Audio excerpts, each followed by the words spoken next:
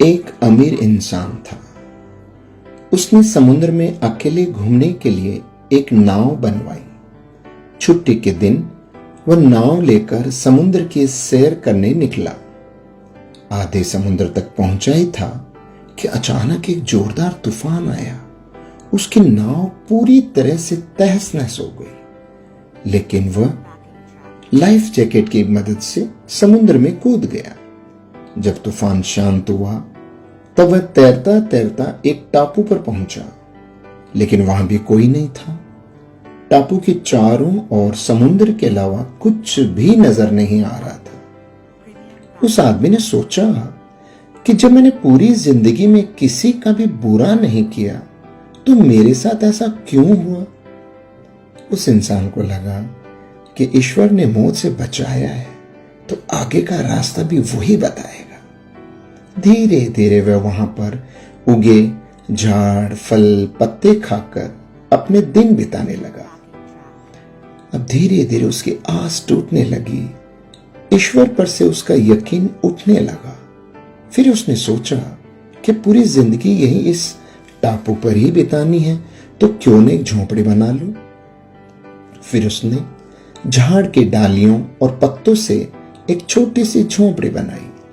उसने मन ही मन कहा कि आज से झोंपड़ी में सोने को मिलेगा, आज से बाहर नहीं सोना पड़ेगा। रात हुई कि अचानक मौसम बदला। बिजलियां जोर जोर से कड़कने लगी। तभी अचानक एक बिजली उस झोंपड़ी पर आ गिरी और झोंपड़ी धधकते हुए जलने लगी। यह देखकर वह इंसान टूट गया। आसमान की तरफ देखकर बोला, हे परमात्मा, ये तेरा कैसा इंसाफ है। तूने मुझ पर अपनी रहम की नजर क्यों नहीं की। फिर वह इंसान हताश होकर सर पर हाथ रखकर रो रहा था कि अचानक एक नाव टापू के पास आई। नाव से उतरकर दो आदमी बाहर आए और बोले कि हम तुम्हें बचाने आए हैं।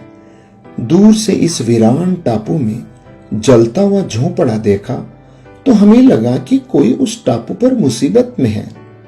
अगर तुम अपनी झोंपड़ी नहीं जलाते तो हमें पता ही नहीं चलता कि टापू पर कोई है।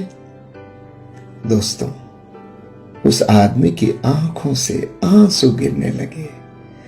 उसने ईश्वर से माफी मांगी और बोला कि हे परमात्मा, मुझे क्या पता था कि तूने मुझे बचाने के लिए मेरी झोंपड़ी जलाई थी। यकीनन तू अपने भक्तों का हमेशा ख्याल रखता है। तूने मेरे सब्र का इम्तिहान लिया, लेकिन मैं उसमें फेल हो गया। मुझे माफ कर दीजिए। दोस्तों, ईश्वर अपने भक्तों से दूर नहीं है। उसे सब पता है कि अपने भक्तों को कब और कैसे देना है। उसकी रहमतों की बरसात तो हर पल हर घड़ी 24 घंटे हो रही है। बस कमी है तो हमारे विश्वास की। हमारा विश्वास ही है जो डगमगा जाता है।